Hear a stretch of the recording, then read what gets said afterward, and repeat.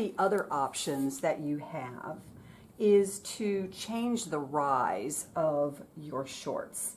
And that is how far up your belly they come. We're not making these really a short rise, but you can decrease the rise just a little bit. 1 inch, only 1 inch is allowed. Now I'm not actually going to do that on these shorts because I'm making them for a boy, and boys usually don't want a lower rise. They want them to be longer and baggier.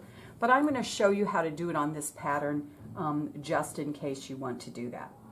So you have to do it on both the front and the back, don't forget that. And to do that, you're going to need a seam gauge set at 1 inch, okay? So at 1 inch. And you're going to need something to mark with. I'm just going to use this pen. And then what you're going to do is, starting at your cutting line, not any of the other lines, but your cutting line, you're going to start and you are going to make a series of marks across the top that are 1 inch. Okay? Measure over here. It's about 1 inch. Okay.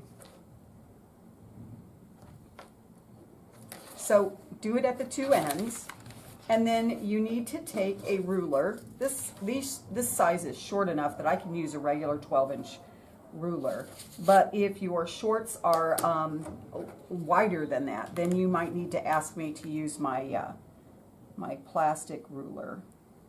And so I'm going to line this up so that I am with my marks, and then I'm just going to draw a line straight across here. Okay? And this would be my new cutting line. And I'm going to write that on here, even though I'm not going to cut mine off here. I'm going to write low rise cutting line. And so when you make yours, that's where you're going to, that's the line you're going to use for your cutting line. I'm not going to do that. I'm going to make the regular rise. Now, don't forget to do it on both pieces, because if you don't, then you're going to have one that is longer than the other, and that wouldn't be so good. So again, I'm going to mark my 1 inch at the side, and then at the side over here of my size. And I'm going to take my longer ruler. The back is bigger than the front because we have a behind, and so you have to have a piece slightly bigger for your behind than the front, or else they won't fit. Most of us are also rounder in the back than we are in the front, so again, you need to have that little bit of extra room. All right, so this is my low rise cutting line if I were using this for, if I were making that kind. But again, I'm going to use the yellow mark because I'm making regular rise. After you have made these modifications, oh, one more thing. If you're doing the low rise, I want you to move your dots down one. Before we mark these, instead of, like I'm doing a medium, so instead of marking, if I was doing low rise, instead of marking the medium dot, I'm going to mark the small dots instead on the sides.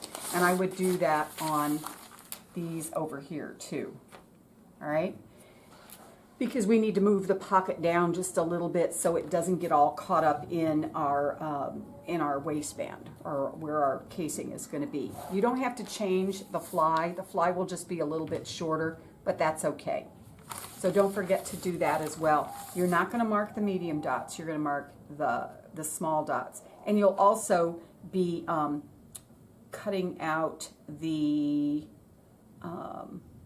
no, we shouldn't have to worry about the notch on the side. We'll just leave that as it is. So once we have all of the modifications done that we're going to do to our shorts, now it's time to trim our pattern so we can get ready to put it on our fabric.